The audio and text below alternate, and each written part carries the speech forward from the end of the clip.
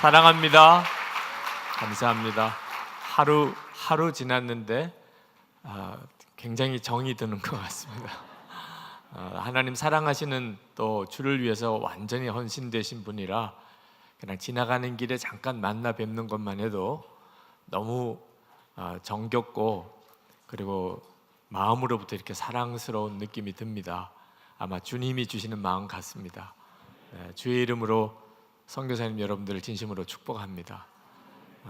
건강검진 하시는 것을 잠깐 보았는데 우리 선교사님들 이미 장기 선교사님들, 고참 선교사님들이시지만 영적 상태 검진도 잠깐 한번 해보면 좋겠습니다. 제가 한 10가지 질문을 드려보겠습니다.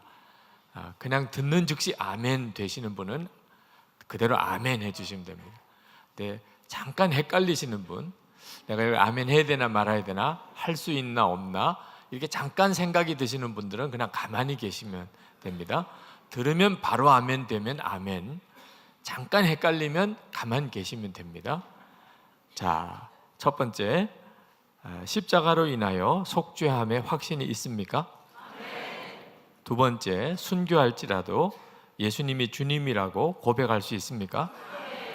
세 번째, 예수님께서 마음에 임하셨음을 아십니까?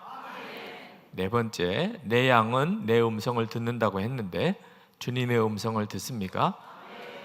다섯 번째, 예수님을 믿으니 두려움과 염려가 다 사라졌습니까? 여섯 번째, 예수님이 목자가 되셨으니 부족한 것이 없습니까? 일곱 번째, 은밀한 죄가 다 사라졌습니까? 여덟 번째, 오늘 죽어 천국에 간다고 해도 기쁘시겠습니까? 아홉 번째, 원수도 사랑하게 되었습니까? 열 번째, 자아가 죽었습니까? 역시 선교사님들이세요. 다른 어떤 기독교 이런 기독교인들의 집회에 가도 이 정도 아멘 나오는 데가 없어요. 역시 선교사님들이십니다. 그럴 줄 알았어요. 그러나 또 분명한 사실은 모든 10가지 질문에 모두 다가 아멘 하신 것은 아니라는 사실이에요. 어떤 질문에 대해서는 갑자기 가슴이 답답하고 이게 아멘 해야 되나 말아야 되나, 분명히 듣기는 아멘이라고 해야 되는 것 같은데 마음에 아멘이 안 된다고 생각되시는 경우도 있잖아요. 그렇죠? 피 검사를 했는데 피검사 결과가 좀 안 좋다고, 어느 항목이 안 좋다고 조금 정밀 검사를 받아봐야 되겠다고 하면 가슴이 철렁하잖아요. 엑스레이를 찍었는데 초음파 검사를 했는데 뭐가 보인다고 좀 더 정밀 검사를 해봐야 된다 그러면 가슴이 덜컥 내려앉잖아요. 그죠? 우리의 육신의 건강도 그렇잖아요. 그런데 예수를 믿으면 반드시 이렇게 된다고 성경에 약속한 내용들입니다. 여기 계신 분들은 그냥 이제 예수를 믿는 분도 아니고 이민족에게 가서 복음을 전하는, 주의 오심을 준비하는 선교 완성을 위해서 남은 생애를 다 헌신하기로 한 사실 주의 가장 그리스도의 군사들 중에 최고 정예 군사들이신데 여러분들 중에 어떤 항목이 아멘이 안 되는 부분이 나온다면 이건 굉장히 심각한 문제죠. 오늘 이 시간에 이 모든 문제를 다 풀어가고 해결할 수 없겠지만 하나는 해결해야 돼. 아마 모든 것이 다 달려있는지도 모릅니다. 자아가 죽었습니까? 이렇게 질문하는 질문에 대해서 큰 소리로 아멘 하신 선교사님도 계시고 상당히 많은 선교사님들은 대답을 하지 못하셨어요. 이 문제는 정말 해결받아야 됩니다. 저는 목사가 되었지만 제가 온전한 목사인지 자신이 잘 없었습니다. 이유는 주님이 저를 쓰신다는 증거가 제가 별로 뚜렷하게 보이질 않았기 때문입니다. 그건 왜 그럴까? 나는 목사로 나를 드렸는데 주님은 왜 쓰시지 않으실까? 그건 정말 답답한 일이었습니다. 목사로 부르시기만 하고 왜 역사는 안 해주실까? 그리고 오해였어요. 역사를 안 하시는 게 아니었고 못 하시는 것이었어요. 그걸 몰랐었어요. 예수님 가나 혼인 잔치집에서 그 집에 포도주가 떨어졌는데도 주님은 아무것도 안 하셨어요. 그건 사실은 아무것도 안 하신 게 아니고 못 하신 것이었어요. 왜냐하면 예수님은 그 잔치집의 손님이셨기 때문에. 예수님이 주인 되시는 위치로 바뀌시니까 물이 포도주가 되는 기적이 일어납니다. 그렇게 하실 수 있으셨어요. 그런데도 주님은 못 하셨던 거예요. 안 하셨던 게 아니고. 저 자신이 굉장한 충격을 받았습니다. 예수님은 진짜 나의 주인님이실까? 저는 예수님을 그냥 주님이라고 불렀어요. 조금도 그 점에 대해서 제가 마음에 꺼리끼거나 또는 뭐 잘못됐다고 생각 안 했습니다. 저는 진심으로 예수님을 주님이라고 불렀어요. 그렇지만 예수님께서 들으실 때 정말 주님이라고 그렇게 느끼셨을까? 제가 이렇게 미국에 나오거나 또는 호주나 캐나다나 이렇게 교민 집회를 가면 이따금 어느 교민의 가정에서 묵을 때가 있습니다. 꽤 성공한 분들이죠. 뭐 강사님 위해서 방 하나 정도는 얼마든지 내줄 수 있는 분이에요. 그러면 꼭 이런 이야기를 듣습니다. 목사님 집처럼 편안하게 쉬시라고. 그러면 저는 정말 그렇게 하겠다고, 감사하다고, 제가 저희 집처럼 쉬겠다고 그렇게 대답은 하면서도 한 번도 저희 집처럼 생각한 적은 없어요. 제가 저희 집처럼 생각하는 순간에 문제가 생겨요. 여러분은 어느 집에 갔는데 그게 여러분의 집이에요. 그러면 여러분은 어떻게 하시겠어요? 일단은 다 둘러볼 거 아니에요. 안방도, 목욕탕도, 뭐 창고도, 거실도, 벽장도 다 둘러보여. 여러분의 집인데 제가 만약에 그 집사님 집을 정말 제 집처럼 여기고 다 뒤지기 시작하면 아마 저는 그날로 나와야 될지 모르겠어요. 저는 제가 있으라는 방에 꼼짝없이 갇혀서 거실에 나갈 때도 그 주인이 있나 없나 이렇게 살펴보고 냉장고 하나 물을 마셔도 되느냐고 이렇게 물어보고 그러면 막 야단을 맞아요. 아니 목사님 집처럼 여기라고 하시지 않았냐고. 그러면 너무 미안하다고 습관이 안 돼서 집사님이 배려해 주셨는데도 제가 습관이 안 돼서 그랬다고 정말 용서를 빌면서 물 한 잔을 마십니다. 그렇게 정말 남의 집살이를 하다가 이제 집회가 끝나고 떠날 때 정말 제 집처럼 편안하게 잘 지냈다고 인사를 드립니다. 그럼 너무 기뻐하시면서 다음에 오시면 꼭 우리 집에 또 오시라고 그렇게 인사를 하고 마쳐요. 그때 생각이 나는 거예요. 그 집사님은 조금도 마음에 다른 이중적인 생각 없이 진심으로 강사 목사가 집에서 편안하게 자기 집처럼 지내기를 원하셨을 거예요. 그리고 그렇게 지내는 줄로 알고 계실 거예요. 저는 예수님이 제 안에 오셔서 저는 예수님을 정말 주님이라고 그렇게 고백하고 주님이 제 안에 제 마음에 당연히 주님 되시는 줄 알았어요. 그러나 가만히 생각해 보니까 예수님은 제 안에 오셔서 얼마나 불편하실까. 모든 걸 다 제 마음대로 하는 겁니다. 물론 목사의 일을 합니다. 목사의 삶을 삽니다. 그러나 제가 원하는 대로 제가 하고 싶은 대로 하는 거지 주님이 원하는 대로 주님이 하라는 대로 다 하는 게 아니더라고요. 우리 선교사님들은 정말 주의 종들이시잖아요. 예수님은 선교사님의 주님이시고 왕이시잖아요. 여러분은 왕을 모시고 사는 사람이잖아요. 그러나 예수님이 하라는 대로 다 하십니까? 기도하라 그러면 기도하고 말씀 보라면 말씀 보고 사랑하라면 사랑하고 다 주라 그러면 다 주고 정말 주님 마음대로 다 되십니까? 나는 예수님을 주님이라고 불렀지만 주님은 한 번도 내 삶의 주님이라고 여기지 못하시는 이런 상태. 그게 문제더라. 저는 죄가 문제인 줄 알았어요. 주님과의 관계에서 죄가 문제다. 그런데 실제로 살아보니까 죄보다 더 무서운 것이 자아였습니다. 죽지 않는 자아. 그 자아, 죽지 않는 자아 때문에 주님은 아무것도 못 하시는 거예요. 우리 안에 두 주인은 있을 수가 없어요. 내가 주인이든지 예수님이 주인이든지. 예수님이 주인이시려면 그러면 나는 죽음으로 처리되어야 되는 겁니다. 여기 선교사님 부부도 와 계신데 우리 아내 선교사님, 남편 선교사님을 볼 때마다 예수님 보는 것 같으시죠? 기쁨에 웃으십니까? 아니면 어이가 없는 웃으십니까? 아니 어떻게 이런 일이 일어날 수 있죠? 아니 남편 선교사님이에요. 불신자 남편도 아니고 남편 선교사님 안에 예수님이 계세요. 예수님이 주님이세요. 예수님이 그의 왕이세요. 그러니 선교사로도 나왔잖아요. 아니 그런데 어떻게 아내가 남편을 보는데 예수님이 계신 걸 못 보나요? 그게 바로 죽지 않은 자아의 문제예요. 자아가 죽지 않으면 남편 선교사님이지만 그 남편이 죽지 않으면 아내도 모르는 거예요. 예수님이 그 마음에 계신 걸 아내도 모르는 거예요. 우리 남편 선교사님, 아내 선교사를 볼 때마다 예수님 보는 것 같으시죠?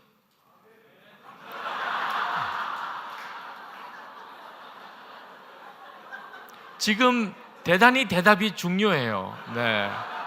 오늘 저녁에 평화롭게 밤을 보낼 수 있는지 없는지가 달려있는 문제이기도 합니다. 네. 자, 우리 아내 선교사님들 어떻게 된 일이죠? 예수님 계시잖아요. 그러니 선교사도 오신 거잖아요. 그런데 어떻게 그걸 남편이 모를 수가 있죠? 죽지 않는 자아예요. 내 자아가 죽지 않으면 예수님을 모시고 살아도 남편도 몰라요. 부모 선교사님들을 모시고 있는 자녀, MK들은 사실 가장 세상에서 복을 받은 아이들일 거예요. 예수님이 왕이신 부모님 아래서 자라는 거예요. 그러니 어릴 때부터 그들은 예수님과 함께 자라는 것과 똑같은 거죠. 그러나 MK 중에도 방황하는 아이들이 많아요. 그 부모님을 보면서 방황하는 아이들이 많아요. 왜 그렇죠? 아버지 선교사님, 어머니 선교사님이 죽지 않는 것 때문에, 그 자아가 죽지 않은 것 때문에 예수님이 그 중심에, 그 마음에 계신데도 그 자녀들은 예수님을 만나지 못하는 거예요. 오히려 깊은 신앙적인 상처를 갖는 겁니다. 우리 엄마 아빠는 선교사인데 어떻게 이렇게 할 수 있을까? 그러면 이게 다 뭔가 도대체? 그냥 예수를 믿는 것도 아니고 선교사까지 나오신 분인데 도대체 이게 뭔가? 엄마 아빠가 그 자아가 죽지 않은 상태에 있을 때 그 자녀들이 겪는 신앙적인 혼란은 말할 수가 없는 것입니다. 우리 선교사님들 다 확인할 수는 없겠지만 지금 사역하는 곳의 현지인들은 선교사님을 보면 예수님 보는 것 같으시겠죠? 물어보세요. 지금이라도 문자로, 전화로 한번 여러분이 알고 있는 현지인 누구에게 전화해서 나를 보면 예수님 보는 것 같으냐고 한번 물어보세요. 이건 너무나 중요한 우리 자신의 자기 정체성이에요. 그건 우리 주님의 계획입니다.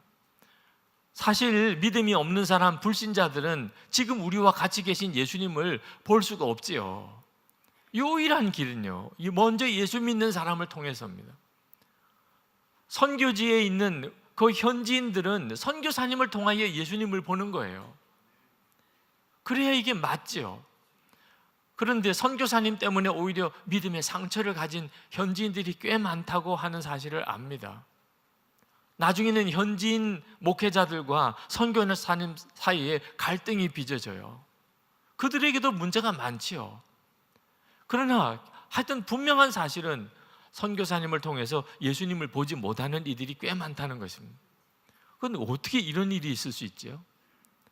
죽지 않는 자아 문제예요. 내 자아가 죽지 아니하면, 그러면 예수님께서 내 안에 오셨다 하더라도 주님은 드러나실 수가 없는 거죠. 그래서 죄보다도 자아가, 죽지 않는 자아가 더 무서운 것입니다.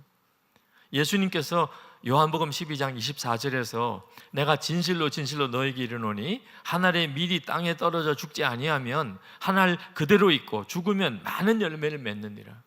존 스타트가 말했어요. 제자도에서 우리 사역의 현장에 열매가 없다면 그것은 우리가 죽지 않은 상태에 머물러 있기 때문이라. 지금 가정에서나 직장에서 이런 그리스도인들이 많습니다. 여전히 자기 혼자입니다. 여러분, 우리가 예수를 믿을 때 우리의 자아가 죽는다는 것은 이건 결정적인 문제인 것입니다.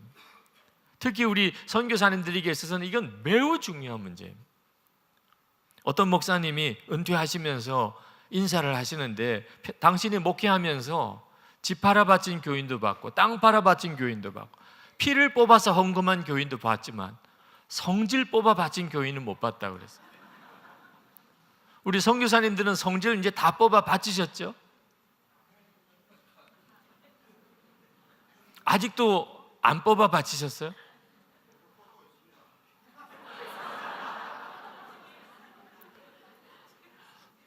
선교사로 파송되어지는 그 과정에서 사실 해결했어야 될 문제예요. 어떻게 하면 자아가 죽을 수 있을까? 많은 선교사님들 그 문제 때문에 아마 속앓이를 하실 거예요. 제가 집회를 나가서 이 주제로 말씀을 전하면 많은 분들이 그 문제 때문에 고민을 하기 시작합니다. 목사님 말씀이 맞는 것 같아요. 내가 안 죽어서 지금 문제인 것 같아요. 우리 가정도 또 우리 교회도 내 일터도. 그런데 이게 도대체 어떻게 죽어야 되는 거죠? 이 문제가 지금 오늘 드리려고 하는 말씀이에요. 선교사님들도 그래요, 자아가 죽어야 될 것 같아요. 그래요, 그게 문제인 것 같아요. 거기에까지만 머물러 있어요. 그래서 또 하나님 죽여주세요. 주여, 제가 죽어야 됩니다. 이건 아니에요. 이게 언제까지 이렇게 갈 거예요? 여기에서 문제가 있어요. 우리가 성경적으로 이 문제를 다루고 있지 않다는 것입니다. 박보영 목사님 아시는 분들이 꽤 많으시더라고요. 그분은 의사였다가 주의 부르심을 받고 목사가 되셨죠. 그분이 의과대학에서 해부 실습할 때 해부용 실습용 개를 마취를 시켜놓고 그리고는 생체 해부 실습을 했습니다. 배를 갈라서 장기를 다 끄집어내고 그리고 다 간, 폐, 심장 다 실습을 했어요. 그리고는 이제 안락사를 시키고 처리를 해야 되는데 이거 담당하신 분이 그만 잊어버렸어요. 그리고 다들 이제 실습 끝나고 자기 일이 아닌 사람들 다 옷 갈아입고 나오려고 그러는데 이 개가 깨난 거예요. 이미 속은 다 갈라놓은 상태인데 눈에는 핏발이 서서 그냥 비명을 지르면서 꿈틀거리는데 다들 보고 깜짝 놀랐어요. 그 개가 너무 고통스러우니까 몸을 비틀다가 그 선반에서 떨어졌습니다. 장기는 다 바닥에 쏟아지고 피는 흘리고 그리고는 죽지 않은 상태에서 막 버둥거리면서 끙끙거리는 그 개를 누구도 손을 못 대는 거예요. 너무 무서운 거니까. 그러면서 이 목사님 하시는 이야기가 당신이 목회하면서 보니까 교회 안에 이런 교인이 너무 많더라는 거예요. 죽은 것도 아니고 안 죽은 것도 아니고 죽어야지 그런. 그게 더 무섭더래요. 차라리 확 죽든지 아니면 확 살든지. 여러분, 선교사님들이 죽어야지 하는 게 더 무서워요. 이게 더 무서운 상태예요. 죽었나 그러면 확 살아나고 죽은 것 같은데 또 건드리면 살아나고 이게 더 사람을 깜짝깜짝 놀래키는 거라니까요. 정확하게 우리가 말씀을 붙들고 해답을 얻지 않으면 이건 해결받은 게 아니에요. 죽어야 돼요. 그래요, 내가 죽어야 될 것 같아요. 제가 그걸 이미 알고 있어요. 제가 죽지 않아서 문제예요. 그거는 굉장히 믿음이 좋은 상태 같아도 사실은 굉장히 불진 상태에 있는 것입니다. 성경은 뭐라고 이야기를 합니까? 죽어야지가 아닙니다. 이미 죽었다는 거예요. 세례 받을 때 믿음이에요. 선교사의 믿음이 아니고 세례 받을 때, 예수 믿고 이제 처음 세례 받을 때. 어느 목사님이 그러세요. 목사님, 제가 목사님 말씀의 은혜를 많이 받았습니다. 제가 이제는 정말 제가 죽었다고 고백할 수 있도록 그렇게 제가 열심히 노력하겠습니다. 그렇게 말씀을 전했는데도 마지막에 그렇게 이야기하시더라고요. 그래서 제가 그 목사님 붙잡고 그건 아니잖아요. 네.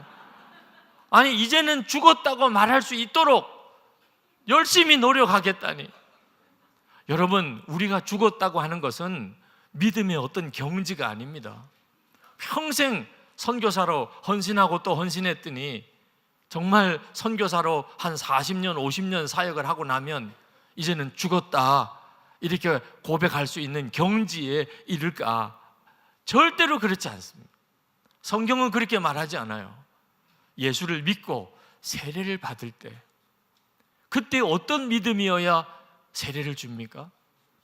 로마서 6장 3절 4절에 보면 무릇 그리스도 예수와 합하여 세례를 받은 우리는 그의 죽으심과 합하여 세례를 받은 줄을 알지 못하느냐. 그러므로 우리가 그의 죽으심과 합하여 세례를 받음으로 그와 함께 장사되었나니 이는 아버지의 영광으로 말미암아 그리스도를 죽은 자 가운데서 살리심과 같이 우리로 또한 새 생명 가운데서 행하게 하려 함이라. 이미 장례식 치렀어요. 우리는 세례 받을 때 예수님과 합하여 죽음으로 합하여 세례 받은 거예요. 우리가 선교지에 가서 거기서 현지인들 세례 줄 때도 똑같이 하잖아요. 그때 어떤 사람에게 세례를 주나요? 예수님과 합하여 죽은 사람, 십자가에서 주님 죽으실 때 그도 함께 죽은 사람, 그리고 예수님의 부활과 함께 새 생명으로 다시 살아난 사람, 그 사람에게 세례를 주는 거예요. 그런데 어떻게 선교사가 이제 죽어야 집니까? 어떻게 죽는 단계에 이르도록 지금 노력하는 것입니까? 우리는 이미 장례식 치른 거예요. 사도 바울이 그렇게 고백했어요. 갈라디아서 2장 20절에 내가 그리스도와 함께 십자가에 바울이 나타나서 나도 함께 죽겠어요. 그래서 로마 병정이 같이 십자가에 못 박았어요. 손을 두 개 겹쳐놓고 같이 못을 박느라고 엄청 고생했던 그 이야기가 외경에 나옵니까? 어디 보신 적 있습니까? 아니, 세상에 말도 안 되는 이야기를 사도 바울이 하고 있잖아요. 내가 그리스도와 함께 십자가에 못 박혔나니. 하나님이 그렇게 정하신 겁니다. 예수님이 십자가에 죽으실 때 이제부터 예수를 믿는 모든 이들은 예수님과 함께 이렇게 십자가에 함께 못을 박았다고 하나님이 정하신 거예요. 우리는 그 사실을 믿는 거예요. 그래서 내가 예수님과 함께 이미 죽었다고 믿으니까 예수님의 새 생명으로 부활하신 주님으로 사는 자가 된 거죠. 그래서 우리가 예수를 믿은 거라니까요. 예수를 믿은 것이라니까요. 내가 죽어야 예수 믿는 것의 시작입니다. 내가 죽도록 노력해 보겠다는 것은 평생 한 번도 예수를 안 믿는다는 이야기나 똑같은 거죠. 많은 그리스도인들이 자기가 죽었다는 사실을 믿지 못합니다. 아마 이 자리에 계신 선교사님 중에도 내가 죽었다는 것을 믿음으로 고백하는 것을 주저하시는 분들이 있으실 거예요. 왜냐하면 여전히 혈기가 있는데, 여전히 내 속에 음란함도 정욕도 욕심도 여전히 내 속에 꿈틀거리는데 내가 어떻게 죽었다고 말할 수 있을까? 여러분, 참 성경을 정확하게 보지 못해서 그런 겁니다. 성경은 우리의 육신이 죽었다고 말하지 않습니다. 여러분의 육신이 죽었다면 성질도 혈기도 음란함도 욕심도 교만도 이런 육적인 모든 성품이 다 죽어버렸다면 그냥 장례식 이미 치러서 무덤에 묻히신 거죠. 우리가 죽었다는 것은 육신이 죽은 게 아닙니다.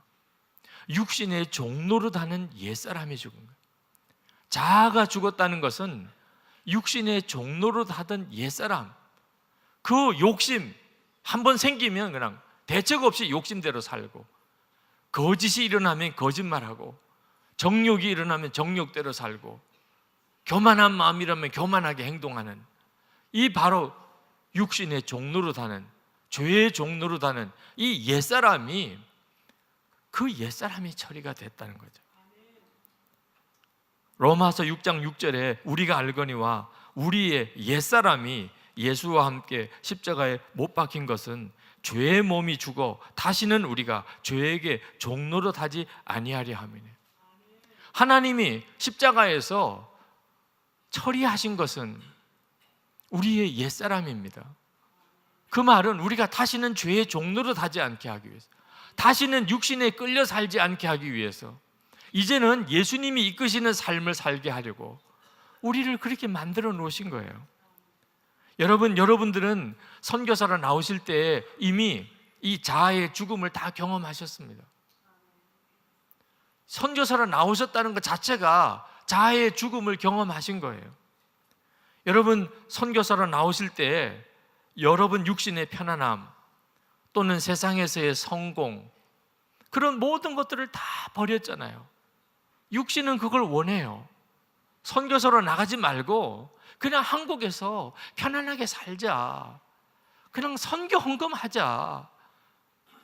육신은 끊임없이 여러분을 그렇게 끌었을 거예요. 여러분의 가족들, 또 여러분의 교회 교우들, 여러분이 선교사로 헌신할 때 정말 그렇게 하겠냐고.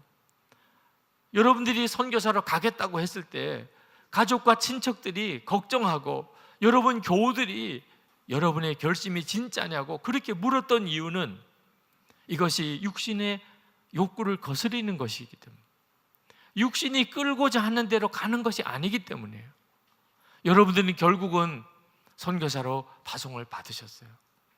그것은 여러분은 더 이상 육신의 종로로 타는 옛사람으로 사는 것이 아니고 주님이 이끄시는 대로 가는 완전한 새 사람의 삶을 사셨던 거예요.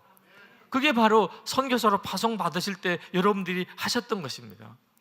여러분이 이 선교사 파송 받으실 때 이 감각을 잊으시면 안 돼요. 육신을 따르지 않고 오직 성령의 이끄심을 따랐던 바로 그것. 그래서 여러분들이 선교사로 나오신 거잖아요. 그러나 선교사님 안에 육신이 없어졌느냐? 아닙니다. 그래서 선교사로 나오셨지만 여전히 선교사님 안에 육신은 그냥 있으세요. 선교사로 나온 상태에서 육신은 계속 또 선교사님에게 요구합니다. 육신대로 하자고. 그런데 아셔야 돼요. 내 옛사람은 죽었어요. 이제는 나는 육신이 끄는 대로 그냥 따라가는 종 아니에요. 나는 예수님이 이끄시는 삶을 사는 사람이에요. 선교사님 중에 만약에 육신에 끄는 대로 사는 사람이 있다면 이름은 선교사일지 모르지만 그는 육신의 종일 뿐이에요. 이미 죽음으로 처리한 옛사람, 마귀가 여러분을 속여서 여러분이 그저 또 옛사람의 삶을 산 것뿐이죠. 최근 서울 드림교회라고 하는 교회 김여수아 목사님이 멈춤이라는 책을 썼는데, 그 멈춤이라는 책 속에서 자기가 유학할 때 이야기를 하셨습니다. 자기가 신학교 다닐 때 참 많은 학생들로부터 존경받는 교수님, 수업 시간 때마다 너무너무 은혜가 되는 그 교수님 강의를 들었는데, 수업은 은혜로운데 시험이 어려운 거예요. 그 교수님의 시험 성적이 아주 짜기로 까다롭기로 소문난 교수님이더랍니다. 무슨 시험 문제를 내길래 이렇게 점수를 못 얻는 걸까? 열심히 시험 준비를 하고 이제 시험 시간에 들어갔더니 왜 점수가 짠지를 알겠더래요. 그 첫 번째 질문입니다. 당신은 이번 학기에 할당된 독서 과제를 100% 읽었습니까? 예, 아니요. 둘 중에 하나예요.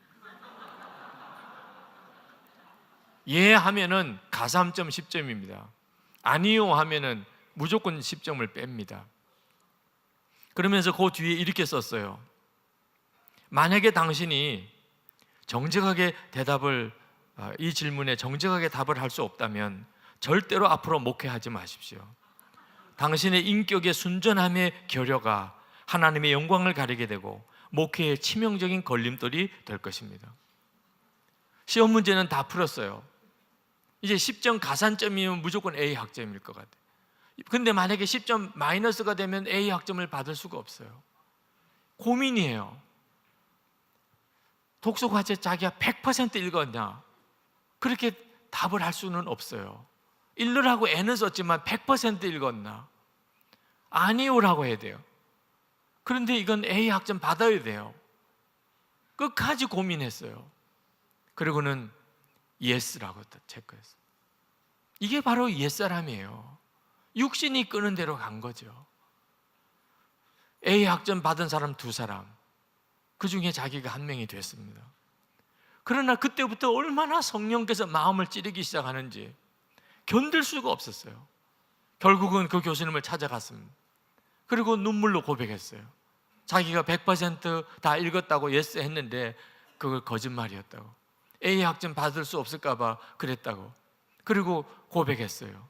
그리고 학점을 취소해달라고 요청했습니다. 이것이 바로 옛사람이 죽은 거예요. 이제는 더 이상 육신이 끄는 대로 살지 않은 겁니다. 교수님이 말했답니다. 여호수아, 너는 목회자가 되려면 많은 도움이 필요하겠다. 앞으로 나와 정기적인 그런 미팅을 좀 가져야 되겠다. 내가 너를 하나님의 사람이 될 수 있도록 도와주겠다. 그리고 만남을 3년 동안 정기적으로 만났습니다. 그때마다 그 교수님은 이 김여호수아 목사님에게 정말 입장 곤란한 질문을 여러 번 하셨대요. 그때마다 내가 만약에 거짓을 말하면 당장은 부끄러움을 모면할 수 있겠지만 결국 그 거짓 때문에 더 큰 수치를 당하게 될 것이다. 그것은 엄청난 고통스러운 일이었어요. 육신이 원하는 것이 있습니다. 그대로 가면 당장 마음은 편안하지만 하나님은 더 이상 쓸 수가 없어요. 그는 더 이상 예수님의 사람이라고 할 수가 없는 겁니다. 그는 3년 동안 자기 속에 있는 이 육신의 죄성이 얼마나 무서운지, 얼마나 끔찍한지, 얼마나 지긋지긋한지 그는 처절하게 경험했던. 그 교수님은 계속해서 질문을 던지면서 육신을 따라가느냐 아니면 육신을 거부할 것이냐 하는 것에 대해서 훈련했노라고. 그리고 그는 지금의 목사가 되어 있습니다. 여러분, 지금 우리에게 있어서 우리가 어떤 은혜를 받았는지를 아셔야 됩니다. 자연적인 인간은 다 육신의 종로로 다는 옛사람으로 삽니다. 그들은 어쩔 수 없이 육신이 끄는 대로 사는 거예요. 겉으로 아무리 치장하고 잘 사는 것처럼, 멋있는 것처럼, 교양 있는 것처럼 한다 할지라도 그의 주인은 죄요 육신입니다. 이 구원받지 못한 사람이에요. 그런데 예수를 믿는 순간에 우리 안에 완전히 거듭남이 일어납니다. 육신의 종로로 닫은 우리의 옛사람은 예수님의 십자가와 함께 죽고, 우리가 예수님을 구주로 영접하는 순간에 우리의 옛사람은 십자가에서 죽고, 이제는 우리는 주님을 따라 살 수 있는 새 사람을 힘입은 것입니다. 이것이 바로 예수 믿은 가장 놀라운 축복이에요. 이것이 바로 믿음입니다. 믿음. 여러분, 나는 죽고 예수로 사는 것은요, 어떤 이루어지는 경지가 아니에요. 믿음이에요. 믿음. 처음 10가지 질문을 드렸을 때 마지막 질문, 자아가 죽었습니까? 상당히 많으신 선교사님들이 이 질문에 어떻게 대답을 해야 되나? 내가 진짜 죽었나? 아닌데. 많은 선교사님들이 그렇게 생각해요. 나 죽지 않았어. 나 여전히 혈기 있어. 나 여전히 성질 있어. 그래서 죽었다는 고백을 못해요. 죽었는데 예수님은 십자가에서 죽으시면서 우리의 옛사람을 함께 처리하셨는데, 하나님은 그렇게 하시려고 당신의 독생자를 십자가에 죽이셨는데, 그런 엄청난 은혜를 받았으면서 우리는 내 자아가 죽었습니다, 이 고백을 못하는 거예요. 왜? 나 여전히 육신이 살아있는데. 여러분들은 믿음의 용사들이시잖아요. 여러분들이 믿는 그 믿음, 하나님의 약속, 그 복음, 그것에 아멘 하는 것에 목숨을 거신 분들이잖아요. 그러신 선교사님들이시잖아요. 그런데 어째서 이 진리만큼은 우리가 세례 받을 때 우리의 자아는 옛사람은 예수님과 함께 십자가에 죽었다, 이제는 우리는 예수님의 새 생명으로 사는 거다 라고 하는 이 말씀에 대해서만큼은 어째서 믿음을 쓰지 않으시나요? 어째서 이 말씀만큼은 예외로 두시나요? 만약에 여러분 중에 어떤 현지인들을 만나서 복음을 전했는데 속죄함이 믿어지지 않는다, 나는 예수님 때문에 내 죄가 사함 받았다는 게 믿어지지 않는다고 한다면 선교사님들은 안타까워서, 정말 안타까워서 성경 구절을 읽어주면서 로마서 10장 9절, 내가 만일 내 입으로 예수를 주로 시인하며 또 하나님께서 그를 죽은 자 가운데서 살리신 것을 내 마음에 믿으면 구원을 받으리라. 경험을 의지하지 마세요. 느낌을 의지하지 마세요. 말씀을 붙잡으세요. 약속을 붙잡으세요. 이 약속을 믿으시라고요. 그러면 당신은 죄사함의 은혜를 받습니다. 그렇게 하시잖아요. 그런데 어째서 여러분의 자아가 죽은 것에 대해서는 여전히 느낌을 의지합니까? 어째서 속죄에 대해서는 그렇게 확신을 심어주려고 애를 쓰면서 선교사님 자신이 죽은 것에 대해서는 여전히 그렇게 느낌을 의지하고 체험을 의지하십니까? 로마서 6장 11절에 이와 같이 너희도 너희 자신을 죄에 대하여는 죽은 자요 그리스도 예수 안에서 하나님께 대하여는 살아있는 자로 여길지어다. 그렇게 분명히 말씀하셨는데도 어째서 그렇게 여기는 믿음이 없으신 거예요? 옛사람이 죽고 주님을 따라 사는 사람의 특징은 고백이에요. 그 고백이 놀라운 거예요. 나는 죽었습니다. 이게 놀라운 거예요. 로마서 6장 3절에서 6절까지는 우리라고 했습니다. 우리가 세례 받을 때 예수님의 죽으심과 연합하여 함께 죽었고 주님의 다시 부활하실 때 그 주님과 연합하여 다시 산다고 그렇게 말했어요. 이건 복음을 말하는 거죠. 우리에게 주어진 이 복음의 진리를 말하는 거예요. 우리라고 했어요. 그러나 사도 바울이 갈라디아서 2장 20절에는 내가라고 말합니다. 내가 그리스도와 함께 십자가에 못 박혔나니 이제는 내가 사는 것이 아니요 내 안에 그리스도가 사시는 것이다. 이제 내가 육신 가운데 사는 것은 나를 위하여 자기 몸을 버리신 하나님의 아들을 믿는 믿음 안에서 사는 것이라. 여러분, 우리가 그렇게 되었다는 복음도 우리가 선포해야 되고 알아야 하고, 내가 그렇다고 하는 이제 나의 복음이 분명해져야 하는 것입니다. 도대체 누가 하나님의 사람입니까? 고백인 것이에요. 누가 진짜 믿는 사람입니까? 고백이 진실한 사람입니다. 우리가 가족들을 만났을 때도 나는 죽었다고, 교우인들을 만났을 때 나는 죽었다고. 이제 여러분들 다시 선교지로 돌아갔을 때 그 선교지에 있는 선교지의 현지인들을 만났을 때 여러분들의 고백이 무엇이어야 되지요? 나는 죽었다고. 여러분, 여러분의 파송교회 목사님께 오늘 전화하시기 바랍니다. 목사님 편안하셨습니까? 제가 선교사 대회에 참석하고 있습니다. 드릴 말씀이 있습니다. 저 죽었습니다.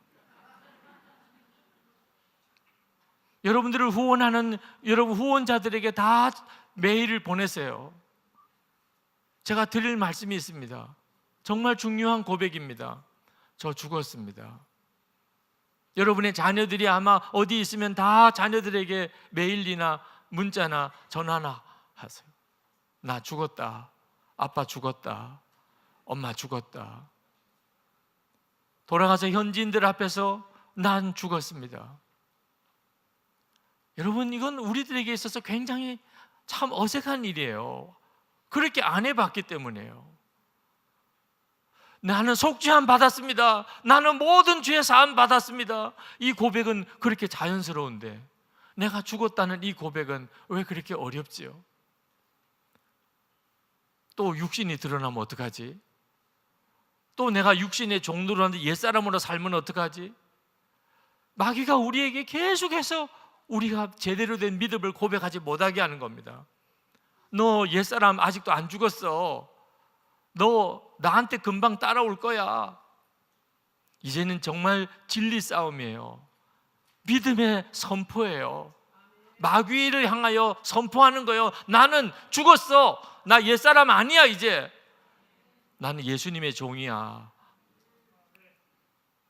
한국 초대교회 김익두 목사님, 그 깡패였잖아요. 장안에 아주 소문난 깡패였잖아요. 예수를 믿었습니다. 그가 예수 믿고 거듭났다는 것을 사람들이 인정해 주질 않아요. 그가 고민하다가 했던 일이 뭐냐 하면 부고장을 돌린 거 아닙니까? 김익두 죽었습니다. 시장 상인들이 다 기뻐했어. 네. 깡패가 죽었다니까. 근데 주일 아침에 성경 들고 교회 가는 김익두를 보고 다들 얼마나 놀랬냐고요. 여러분, 그 김익두 목사님이 회심하고 그가 했던 그 일은 성경이 말한 그대로예요. 내가 입으로 고백하고 마음으로 믿으면 내가 구원을 받을 것이다. 하나님이 말씀하신 것이니까, 하나님이 내게 주신 은혜니까. 여러분, 이것은 그대로 우리들이 해야 하는 일입니다. 복음의 최전선에서 여러분이 정말 예수님으로 살기 원하십니까? 왜 주님은 역사 안 하시지요? 못 하신다니까요. 내 입에서부터 내가 죽었다는 선언이 안 나오니까, 내가 주님과 함께 십자가에 못 박혔다고 선언이 안 나오니까, 부활의 주님으로 사는 역사가 어떻게 따라 나옵니까? 나는 죽었다고 하는 고백이 놀라운 것은 비로소 예수님으로 사는 역사가 나타나기 시작하는 것입니다. 저는 이 복음을 알고 난 다음에 한동안 혼란스러웠어요. 진짜 내가 죽은 게 맞을까? 죽는 건 어떻게 하는 거지? 죽었다고 하는데 실제로 내 경험은 죽음이 아니었어요. 근데 한 번은 교회에서 굉장한 오해가 있었습니다. 저에 대해서 아주 안 좋은 소문이 돌았어요. 근거가 없는 완전히 왜곡된 소문.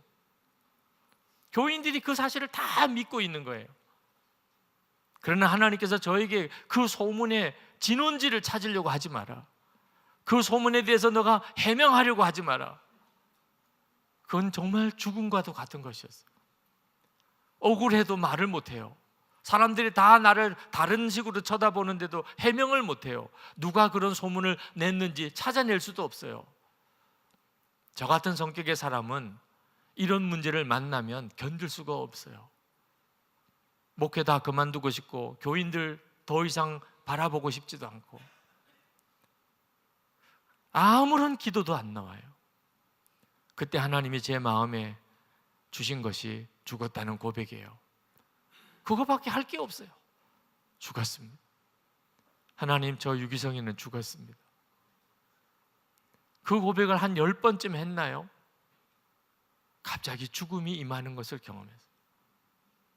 미운 마음도 없어지고 섭섭한 마음도 없어지고 억울한 마음도 없어지고, 그 진짜 정말 놀라운 일이었어요. 여러분, 죽는 것은 내가 나를 어떻게 죽이는 게 아니더라고요. 내가 죽었다는 사실을 받아들이고 고백할 때 그때 죽음이 내게 임하는 거예요. 그때 하나님께 기도했어요. 너무 마음은 편안한데 어떻게 내가 해야 될지를 모르겠더라고요. 그래서 주님의 마음을 달라고 그랬어요. 그리고는 엄청나게 울었어요. 내가 왜 우는지도 모르고 울었어요. 나중에 한참을 울다가 비로소 깨달았어요. 주님의 마음을 달라고. 저는 주님의 마음, 우리 안에 계시는 성령께서 말할 수 없는 애통하심으로 우리를 위해 기도하신다는 말씀은 알았지만 한 번도 경험해 보지 못했어요. 누가 어떤 소문을 내는 것 때문에 그거 견딜 수 없다고, 죽겠다고, 정말 목회 못하겠다고 그러면서 그냥 쭈그리고 있는 저를 보시는 주님의 마음은 애통함 그 자체시더라. 책망도 아니시고 넌 어째 그러냐. 여러분, 정말 현지인들을 위해서 주님의 마음을 달라고 기도해 보세요. 여러분 사랑하는 이들을 위해서 또는 조국을 위해서, 여러분이 있는 그 나라를 위해서 한번 주님의 마음을 달라고 기도해 보세요. 안 울고 견딜 사람 아무도 없을 거예요. 그 주님이 우리 안에 계신데 왜 그 마음을 못 느끼고 살았죠? 나의 죽음이 처리되지 않으니까 도무지 주님의 마음이 느껴지지 않는 것입니다. 나는 죽고 예수로 사는 믿음 없이 우리가 10년, 20년 아무리 많이 열심히 사역하여도 열매 없습니다. 주님은 아무것도 못 하시는 거예요. 나의 죽음이 분명치 않으니까. 저는 저의 설교에 대한 열등감이 굉장히 강했습니다. 이렇게 연합 집회 때 이렇게 강사 중에 한 사람으로 들어오면 더 그 점이 시달리는 거예요. 저는 다른 목사님의 설교에 은혜 못 받았어요. 화가 나요. 설교 잘하시는 분을 보면 화가 나요. 어떻게 저렇게 설교를 잘할 수 있냐면. 열등감에 사로잡힌 사람은 정말 너무너무 고통스러운 거예요.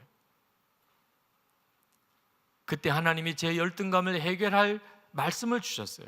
고린도전서 1장 27절부터 하나님께서 세상에 미련한 것들을 택하사 지혜 있는 자들을 부끄럽게 하려 하시고 세상에 약한 것들을 택하사 강한 것들을 부끄럽게 하려 하시며 하나님께서 세상에 천한 것들과 멸시받는 것들과 없는 것들을 택하사 있는 것들을 폐하려 하시나니 이는 아무 육체도 하나님 앞에서 자랑하지 못하게 하려 하십니다. 저는 이 말씀이 도무지 믿어지지 않았어요. 이왕이면 하나님이 능력 있는 자, 말 잘하는 자, 똑똑한 자, 재주 있는 자 이런 사람을 더 크게 쓰실 거 아니겠어요? 왜 하필이면 약한 자, 미련한 자, 없는 것, 천하고 멸시받는 것을 택하시겠어요? 이해가 안 되더라고요. 3일 동안 큐티를 넘어가지지가 않아요. 말씀은 읽었는데 마음에 믿어지지 않으니까. 3일째 이건 이해하고 믿을 수 있는 말씀이 아니라는 걸 알았습니다. 믿느냐 안 믿느냐 둘 중에 하나밖에 없는 거지. 이건 이해하고 믿는 거 아니다. 그때 그 성경책을 가슴에 끌어안고 고백한 한마디예요. 하나님, 믿겠습니다. 그 고백이 뭐가 그렇게 대단한 것이길래 그냥 꼬꾸라져가지고 울었어요. 하나님이 약한 자를 들어 쓰신다. 미련한 자, 없는 것, 천하고 멸시받는 것을 들어 쓰신다. 이 사실 하나를 진짜 믿는다는 게 이렇게 엄청난 일인지. 평생 그동안 제가 지고 살았던 이 열등감의 멍에 끊임없이 남하고 비교하는, 목사도요 성적표예요. 선교사님들도 그러실지 몰라요. 평생 성적표예요. 누가 더 목회 잘하나, 누가 설교 잘하나, 학생 때 누가 공부 잘하나, 사업하는 사람 누가 사업 더 크게 하나, 똑같더라고요. 그날 그게 꺾어진 거예요. 약한 자를 들어 쓰신다. 그걸 진짜 믿기로 하는, 이게 바로 자아가 죽음이에요. 우리 속에 잘못 형성되어 있는 이 자아, 이게 우리를 결국은 망하게 만드는 겁니다. 그 다음부터 다른 목사님의 말씀에 은혜가 돼요. 나하고 비교 안 하니까. 그분은 그분대로 쓰시고 나는 나대로 쓰시고. 말 잘못하면 어때요? 사투리가 섞여 나오면 어때요? 말 버벅거리면 어때요? 전달만 제대로 하면 되는 거죠. 주님 말씀하라는 그 내용만 제대로 전했으면 되는 거죠. 그 다음부터 하나님이 저를 이렇게 말씀을 전하는 사역자로 쓰시는 거예요.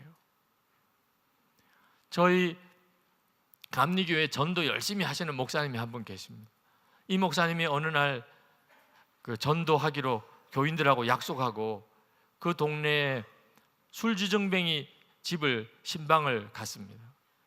그런데 가는 시간에 목사님이 너무 마음이 힘들더래요. 그날 너무 일정이 많아서 피곤해서 오늘 이 집에 신방 가면 또 붙들려서 한 2-3시간 또 술주정을 다 들어야 돼. 오늘은 이 사람 집에 좀 없으면 좋겠다. 전도 가면서 그런 생각이 드는 거예요. 그래야 빨리 집에 가니까. 교인들하고 같이 그 집 앞에 갔는데 문을 두들겼습니다. 없는 거예요. 대답이 없어요. 목사님 마음이 너무 기뻐요. 그러나 교인들에게는 너무 참 안타까운 표정으로 안 계신 것 같아요. 어떻게 하지요? 그렇다고 한번 두들겨보고 끝낼 수는 없으니까 또 두들겼습니다. 대답이 없어요. 정말 더 기뻐요. 3번째 두들겼어요. 또 대답이 없어요. 7번은 두들겨 봐야지요. 마지막 7번 두드릴 때는 가슴이 떨리고 기도가 나오더래. 하나님 없게 해주세요. 마지막 7번 두들기고 없다고 우리 여기서 그냥 기도하고 오늘은 갑시다.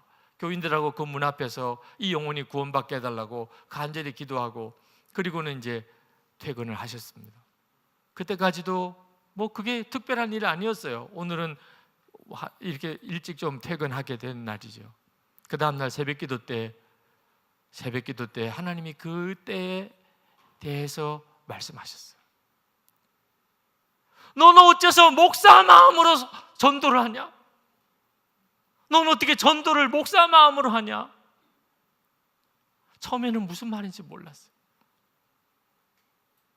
내 마음으로 해야지, 내 마음으로. 엄청 하나님 앞에 회개하고 울었다. 자기가 그렇게 전도를 열심히 하는 목사로 소문났는데 그래도 자기는 그동안 목사 마음으로 전도했노라. 그러다 보니까는 어떤 때는 전도 대상자가 집에 없었으면 좋겠다는 생각도 들더라. 선교사님들, 선교사의 마음으로 선교하셔도 주님에게는 합당치가 않으세요. 주님이 받으실 수가 없어요. 쓰실 수가 없어요. 주님의 마음으로만 가능해요. 네. 그래서 나는 죽고 예수로 사는 거라니까요. 여러분, 나가 죽어야지. 아니에요. 그러면 평생 선교 사역은 무거운 짐이에요. 내가 죽어야지. 내가 안 죽어서 지금 이렇게 되나 봐. 여러분, 그러면 평생 묶여 사는 거예요. 기쁨 하나도 없어요. 늘 죄책감이에요.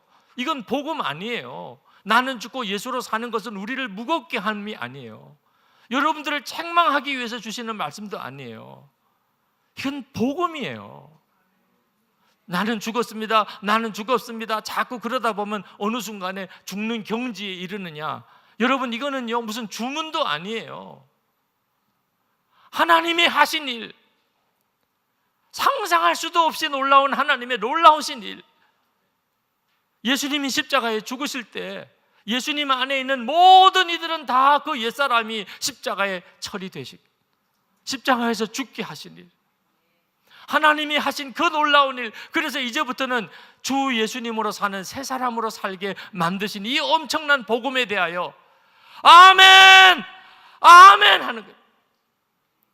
나는 죽었습니다. 이 고백은요, 하나님 감사합니다. 하나님 너무 감사합니다. 하나님이 행하신 이 상상할 수 없는, 이거 누가 상상할 수 있겠어요? 이게 누구 아이디어겠어요? 하나님이 행하신 이 엄청난 일에 대해서 감사하고 찬양하는 거예요. 우리가 하는 건 그거밖에 없어요. 나는 죽었습니다. 여러분, 27,000 우리 선교사님들, 전 세계 곳곳에 흩어져 있는 선교사님, 그냥 다른 거 아무것도 하는 것도 없이 그냥 예수님과 함께 나는 죽었습니다. 나는 이제 예수님으로 사는 새 사람입니다. 나는 더 이상 육신의 종 아닙니다. 나는 이제 예수님 따라 사는 사람입니다. 그냥 그것을 마음으로 믿고 입으로 고백하고, 마음으로 믿고 입으로 고백하고, 사람들이 다 저 사람 미쳤나?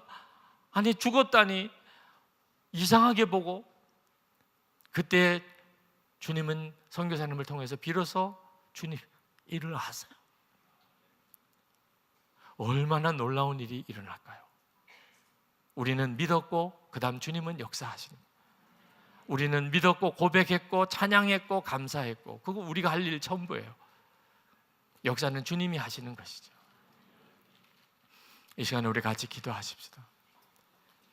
여러분, 죽으려고 고민하지 마세요. 이건 주님이 이미 다 이루신 일이라니까요. 안 죽었다고 그것 때문에 괴로워하지도 마세요. 감사하십시다. 엄청나고 놀라운 일을, 이 상상할 수 없는 이 놀라운 복음을 입으로 시인하고, 끊임없이 입으로 시인하고 또 고백하고 그렇게 사십시다. 정말 말씀은 살아있는 건지, 믿음의 제대로 된 믿음의 고백은 하나님이 역사하시는 건지, 선교사님의 삶의 현장에서, 사역의 그 자리에서 경험하실 수 있게 되기를 축복합니다.